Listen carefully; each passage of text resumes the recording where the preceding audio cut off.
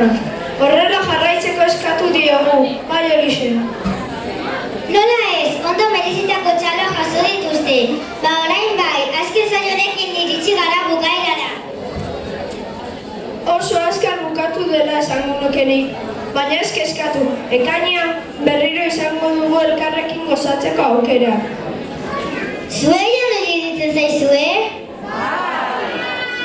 Hala izango da orduan, orain kanpoan jarraituko du festak, eta bertan txoripana banatuko da. Ikasleei tutoreak banatuko die, eta gurasoak zuena bakarrik hartu. Cuando salgamos, como todos los años, se repartirá el choripán. Cada tutor se encarga de repartirlo a los de su clase. Los padres recogeréis solo el vuestro.